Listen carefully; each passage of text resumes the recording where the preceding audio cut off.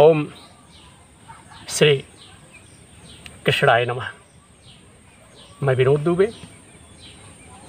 विनोद प्रहरी YouTube channel के माध्यम से अपने समस्त देशवासियों का, भाइयों का, माताओं का, बहनों का हृदय से आभार व्यक्त करता हूँ, धन्यवाद देता हूँ और आप लोगों से करबद्ध प्रार्थना करता हूँ कि आप लोग जो है हमारे इस कार्यक्रम को देखिए। कार्यक्रम को देख करके आप लोग अपना विचार हमें शेयर करें।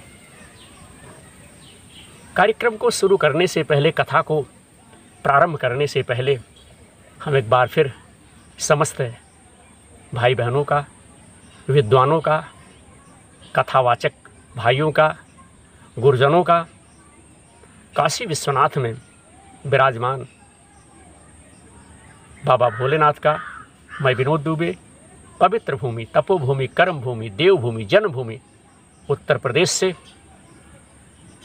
हृदय से स्मरण करता हूँ सभी का कि सबका प्रेम, सबका स्नेह, सबका आशीर्वाद इस धर्म के काम में हमें प्राप्त हो, हम सबको प्राप्त हो और हम सब मिल करके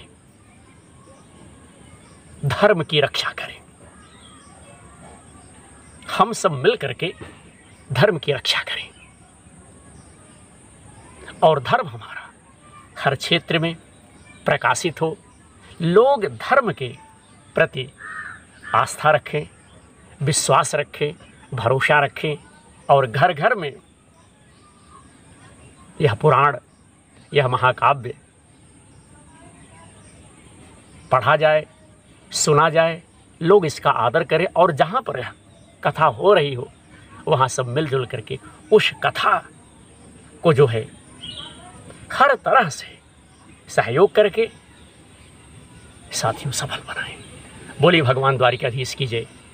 तो आज विनोद प्रहरी यूट्यूब चैनल के माध्यम से हम अपने भाइयों को 10वां अध्याय इस वीडियो के माध्यम से जो है प्रसारित करने का बंधु प्रयास कर रहा हूं।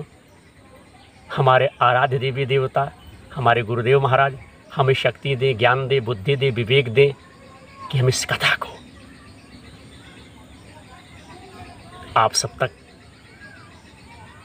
सप्रेम पहुंचाएं। साथियों, हमारे इस कार्यक्रम से प्रतिदिन हमारे बहुत से भाई, बहुत से देशवासी, बहुत सी हमारी बहनें, तमाम वर्ग के लोग, तमाम जात के लोग हमें सपोर्ट कर रहे हैं, हमसे जुड़ रहे हैं। समस्त भाइयों का हृदय से मैं धन्यवाद देता हूं और जो हमारे और भाई लोग हैं, मैं उनसे निवेदन करता हूं कि धर्म के क्षेत्र में आप लोग जुड़िए और धर्म के कार्य में आप लोग सहायता करें, सहयोग करें, मदद करें। बोलिए भगवान द्वारिकाधीश की जय। आज है 10वां अध्याय और इस अध्याय में प्रसंग है श्री कृष्ण का द्वारिका गमन। भगवान श्री कृष्ण किस प्रकार से, किस तरह से, कैसे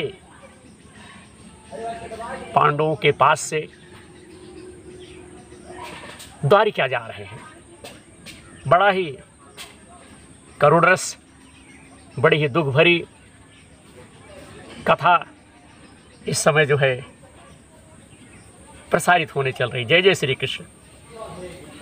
धार्मिक शिरोमणि महाराजा युधिष्ठिर ने अपनी पैतृक पुरानी जो है संपत्ति को हड़प जाने के इच्छुक आतताइयों का नाश करके अपने भाइयों के साथ किस प्रकार से, किस तरह से राज्य का शासन किया, राज की बागडोर संभाली, जनता जनार्दन का किस प्रकार से सहयोग किया, सहायता की, कौन कौन से उन्होंने काम किए, क्योंकि भोगों में तो उनकी प्रवृत्ति थी ही नहीं। युधिष्ठिर जो है भोगों में उनकी प्रवृत्ति नहीं थी। हरिओम नारायण। संपूर्ण सृष्टि को साथियों उज्जीवित करने वाले भगवान श्री हरि परस्पर की कलह अग्नि से दग्ध कुरुवंश को पुनः अंकुरित कर और युधिष्ठिर को उनके राज सिंहासन पर आरूढ़ करके बिठा करके या उनका राज सिंहासन करा करके प्रभु जो है बहुत प्रसन्न हुए। प्रभु की इच्छा भी पूर्ण हो गई। भीष्म पितामह और भगवान श्री कृष्ण के उपदेशों के श्रवण से सुनने से उनके अंतःकरण में विज्ञान का उदय हुआ और सारी भ्रांतियां, सारी बुराइयां, सारी शंकाएं जो है समाप्त हो गई, खत्म हो गई। जय श्री कृष्ण। भगवान के आश्रम में रहकर वे समुद्र पर्यंत सारी पृथ्वी का इंद्र के समान, इंद्र की तरह शासन करने लगे। अरे भीमसेन आदि उनके भाई पूर्ण रूप से उनकी आज्ञा का, उनके आदेश का जो है पालन साथियों करने लगे। भीम आदि जो थे क्या कहते हैं, अपने भाई के आदेश का जिस प्रकार से पालन होना चाहिए, जिस प्रकार से आदेश होना चाहिए, कार्य होना चाहिए, उस प्रकार से, और शेष भाई जो थे आज्ञा का पालन करने लगे। युधिष्ठिर के राज्य में आवश्यकता अनुसार यथेष्ट वर्षा होती थी, पानी बरसता था। पृथ्वी में समस्त अभिष्ट वस्तुएं पैदा होती थी। ऐसा कुछ नहीं था कि जो चीज़ ना पैदा होती थी। बड़े बड़े थनों वाली बहुत सी गौएं प्रसन्न रहकर, खुश रह करके गौशाला को दूध से सींचती रहती थी, बहुत सा दूध देती थी। नदियाँ, समुद्र, पर्वत, वनस्पति, लताएं और औषधियाँ प्रत्येक ऋतु में यथेष्ट रूप से अपनी अपनी वस्तुएं राजा को देती थी। अजात शत्रु महाराज युधिष्ठिर के राज्य में किसी प्राणी को कभी भी आधि, व्याधि अथवा दैविक, भौतिक और आध्यात्मिक कलेश नहीं होते थे। जय जय श्री कृष्ण। अपने बंधुओं का शोक मिटाने के लिए और अपनी बहन सुभद्रा की जो है प्रसन्नता के लिए भगवान श्री कृष्ण कई महीनों तक हस्तिनापुर में ही रह गए। फिर जब उन्होंने राजा युधिष्ठिर से द्वारिका जाने की अनुमति मांगी, तब राजा ने उन्हें अपने हृदय से लगाकर स्वीकृति दे दी, आदेश दे दिया। भगवान उनको प्रणाम करके रथ पर सवार हो गए, बैठ गए। कुछ लोगों समान उम्र वाले जो उनकी उम्र के थे उनका आलिंगन किया और कुछ छोटी उम्र वालों ने उन्हें प्रणाम किया। उस समय सुभद्रा, द्रौपदी, कुंती, उत्तरा, गंधारी, धृतराष्ट्र, कृपाचार्य, नकुल, सहदेव, भीमसेन और धौम्य और सत्यवती आज सब मूर्छित हो गए।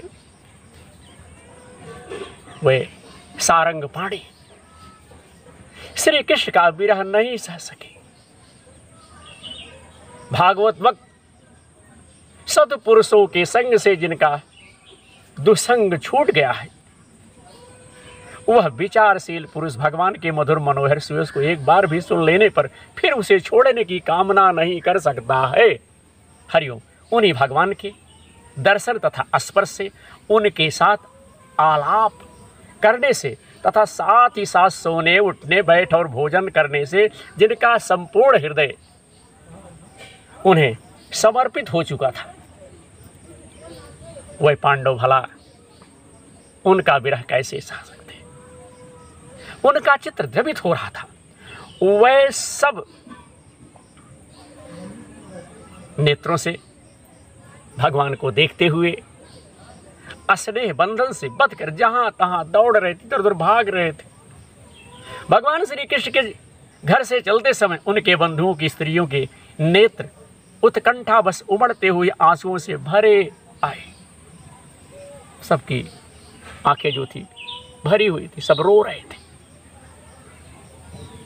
भर आए। परंतु उस भय से कि कहीं यात्रा के समय अपशगुन ना हो, उन्होंने बड़ी कठिनाई से साथियों अपने अपने आंसुओं को जो है रोक लिया। भगवान श्री कृष्ण के द्वारिका जाने के वक्त, हरिओम जय श्री कृष्ण, भगवान के प्रस्थान के समय मृदंग, शंख, भेरी, बीड़ा, ढोल, नरसिंघे, धुंधुरी, नगारे, घंटे और दुंदुभिया आदि जो है बजने लगे। भगवान के दर्शन की लालसा से कुरुवंश की स्त्रियां अटारियों पर जो है चढ़ गई। उनको देखने के लिए जो है अटारियों पर चढ़ गई और प्रेम लज्जा एवं मुस्कान से युक्त चितवन वाले भगवान को देखती हुई उन पर पुष्पों की वर्षा करने लगी। उस समय भगवान के प्रिय सखा घुघराले बालों वाले अर्जुन ने अपने प्रीतम श्री कृष्ण का वह श्वेत छत्र, जिसमें मोतियों की झालर लटक रही थी और जिसका टंडा रत्नों का बना हुआ था, अपने हाथ में ले लिया और बड़े विचित्र चमर जो है डुलाने लगे। मार्ग में भगवान श्री कृष्ण पर चारों ओर से पुष्पों की वर्षा जो है हो रही है। चारों तरफ से उत्तर दक्षिण पूर्व पश्चिम पुष्पों की वर्षा हो रही है। बड़ी ही मधुर झांकी थी। जहाँ तहाँ ब्राह्मणों के दिए हुए सत्य आशीर्वाद सुनाई पड़ रहे थे। वह सगुन भगवान के ही अनुरूप थे, क्योंकि उनमें सब कुछ है परंतु निर्गुण के अनुरूप नहीं थे, क्योंकि उनमें कोई प्राकृत गुण नहीं है।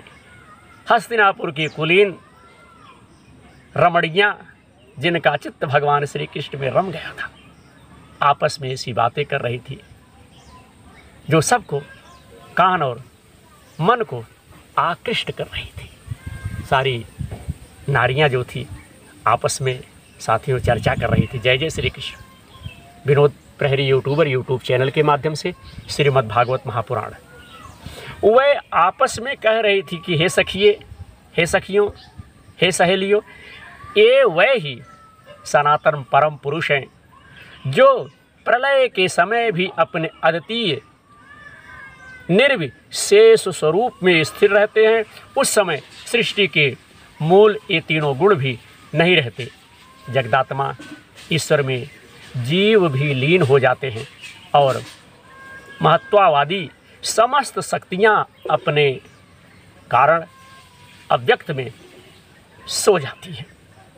उन्होंने फिर अपने नाम रूप रहित स्वरूप में नाम रूप के निर्माण की इच्छा की तथा अपनी काल शक्ति से प्रेरित प्रकृति का, जो कि उनके अंशभूत जीवों को मोहित कर लेती है और सृष्टि की रचना में प्रवृत्त रहती है, अनुसरण किया और व्यवहार के लिए बेहाद शास्त्रों की रचना की। इस जगत में जिनके स्वरूप का साक्षात्कार जितेंद्रिय योगी अपने प्राणों को वश में करके भक्ति से प्रफुल्लित निर्मल हृदय में किया करते हैं, वही श्री कृष्ण, वही साक्षात, वही सही सही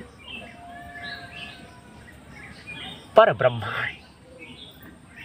वास्तव में इन्हीं की भक्ति से अंतःकरण की पूर्ण शुद्धि हो सकती है। योगाद के द्वारा नहीं, योगाद के द्वारा नहीं। साथियों, आज का जो मौसम है बड़ा घनघोर है और हम प्रयास कर रहे हैं कि कहीं ऐसा कि कथा जो है अतिशीघ्र जो है संपन्न हो जाए और कहीं ऐसा ना हो कि इंद्रदेव का प्रकोप जो है इस कथा में बाधित हो। बाकी भगवान की जैसे जय जय श्री कृष्ण। औरतें कह रहे हे सखी, वास्तव में ये वही हैं जिनकी सुंदर लीलाओं का गायन वेदों में और दूसरे गोपनीय शास्त्रों में व्यासादि रहस्यवादी ऋषियों ने किया है, जो एक अद्वितीय ईश्वर है और अपनी लीला से जगत की सृष्टि, पालन तथा संहार करते हैं। जय जय श्री कृष्ण। परंतु उनमें आसक्त नहीं होते, उनमें जो है आसक्त नहीं होते। जब तामसी बुद्धि वाले राजा अधर्म से अपना पेट पालने लगते हैं, तब ये ही सत्य गुण को स्वीकार कर एवर्ष सत्य, दया और यश प्रकट करते हैं और संसार के कल्याण के लिए युग युग में अनेकों अवतार धारण करते हैं। साथियों, महिलाएं आपस में वार्ता कर रही, अहो यह यदुवंश परम प्रशंसनीय है, क्योंकि लक्ष्मीपति पुरुषोत्तम श्री कृष्ण ने जन्म ग्रहण करके इस वंश को सम्मानित किया है। यह पवित्र मधुबन ब्रजमंडल भी अत्यंत धन्य है, जिसे इन्होंने अपने शैशव एवं किशोर अवस्था में घूम फिरकर सुशोभित किया है। बड़े हर्ष की बात है कि द्वारिका ने स्वर्ग के यश का तिरस्कार करके पृथ्वी के पवित्र यश को बढ़ाया है। क्यों ना हो, वहाँ की प्रजा अपने स्वामी भगवान श्री कृष्ण को जो बड़े प्रेम से मंद मंद मुस्काते रहते हैं, हंसते रहते हैं, उन्हें कृपा दृष्टि से देखते हैं, निरंतर निहारती रहती हैं। हे सखी, जिनका इन्होंने, औरतें कह रही, जिनका इन्होंने पाणी ग्रहण किया है, उन स्त्रियों ने अनावश्य ही व्रत, स्नान, हवन आदि के द्वारा इन परमात्मा की आराधना की होगी, क्योंकि वह बार बार इनकी उष अधर सुधा का पान करते हैं और जिसके श्रवण मात्र से ही ब्रजबालाएं आनंद से मूर्छित हो जाया करती हैं। ये स्वयंवर में शिशुपाल आदि मत वाले राजाओं का मान मर्दन करके, जिनको अपने बाहुबल से हर लाए थे, तथा जिनके पुत्र प्रद्युम्न, सांब, आम्ब आदि हैं, वह रुक्मिणी आदि 8 पटरानियाँ और भौमासुर को मारकर लाई हुई जो इनकी हजारों अन्य पत्नियां हैं, वह वास्तव में धन्य हैं, क्योंकि इन सभी ने स्वतंत्रता और पवित्रता से रहित स्त्री जीवन को पवित्र और उज्जवल बना दिया है। इनकी महिमा का वर्णन कोई क्या करे, कोई कहाँ से करे। इनके स्वामी, साथियों, इनके स्वामी साक्षात कमल नयन भगवान श्री कृष्ण हैं, साक्षात भगवान श्री कृष्ण हैं, जो नाना प्रकार की प्रिय चेष्टाओं तथा पारिजातीय प्रिय वस्तुओं की भेंट से इनके हृदय में प्रेम एवं आनंद की अभिवृद्धि करते हुए कभी एक क्षण के लिए भी इन्हें छोड़ करके दूसरी जगह नहीं जाते। हस्तिनापुर की स्त्रियां इस प्रकार बातचीत कर रही थी कि भगवान श्री कृष्ण मंद मुस्कान और प्रेम पूर्ण चितवन से उनका अभिनंदन करते हुए, स्वागत करते हुए वहां से विदा हो गए, चल पड़े। अजात शत्रु युधिष्ठिर ने भगवान श्री कृष्ण की रक्षा के लिए हाथी, घोड़े, रथ और पैदल सेना उनके साथ कर दी। उन्हें स्नेह बस यह शंका हो आई थी कि कहीं रास्ते में शत्रु इन पर आक्रमण ना कर दें। सुदृढ़ प्रेम के कारण कुरुवंशी पांडव भगवान के साथ बहुत दूर तक चले गए। भगवान को पहुंचाने के लिए बड़ी दूर तक जो है साथियों चले गए। वह लोग उस समय भाभी विरह से व्याकुल हो रहे थे। भगवान श्री कृष्ण ने उन्हें बहुत आग्रह करके विदा किया और उन लोगों को समझा बुझा करके, और जो स्त्रियां थी आदि प्रेमी मित्रों के साथ द्वारिका की और भगवान श्री कृष्ण ने यात्रा की। हे शौनक जी, वह कुरु, जांगल, पंचाल, सूरसेन, यमुना के तटवर्ती प्रदेश, ब्रह्मावर्त, कुरुक्षेत्र, मत्स्य, सारस्वत और मरुधन देशों को पार करके सौवीर और अभीर देश के पश्चिमी अनंत देश में आए। उस समय अधिक चलने के कारण भगवान के रथ के घोड़े कुछ थक से गए थे। चलते चलते भगवान श्री कृष्ण के घोड़े जो थे थक गए थे। मार्ग में स्थान स्थान पर लोग उपहारादि के द्वारा भगवान का सम्मान करते। सायंकाल होने पर वे रथ से भूमि पर उतर आए और जलाशय पर जाकर संध्या वंदन करते। यह उनकी दिनचर्या थी। श्री कृष्ण की यही एक छोटी सी दिनचर्या थी। तो आज हमने इस प्रसारण के माध्यम से साथियों क्या कहते हैं कि 10वां अध्याय हमने अपने भाइयों को इस वीडियो के माध्यम से सुनाया। आशा है हमारे भाइयों को, हमारे देशवासियों को हमारा विचार, हमारा चरित्र, हमारी कथा अच्छी लगेगी। अब आज का प्रसारण आपका भाई विनोद दुबे, विनोद प्रहरी यूट्यूबर यूट्यूब चैनल के माध्यम से यहीं पर संपन्न करता है। समस्त भाइयों का इसी प्रकार से प्यार, उदार आशीर्वाद प्राप्त होता रहे। हमारे कार्यक्रम से जुड़ने के लिए आप लोग यूट्यूब पे जाकर के सर्च कर सकते हैं विनोद प्रहरी यूट्यूबर यूट्यूब चैनल, और हमारे इस कार्यक्रम से जुड़ करके आप अपना आशीर्वाद हमें प्रदान कर सकते हैं। साथियों, अगला अध्याय जो 11वां अध्याय रहेगा, द्वारिका में श्री कृष्ण का किस प्रकार से भव्य स्वागत हुआ, इस प्रसंग को, इस कथा को हम क्या कहते हैं अगले एपिसोड, अगले वीडियो में हम अपने भाइयों को दिखाएंगे। अब आज का प्रसारण आपका भाई विनोद दुबे यहीं पर संपन्न करता है। अपने भाई विनोद दुबे को अब आप लोग आज्ञा दीजिए। जय श्री कृष्ण।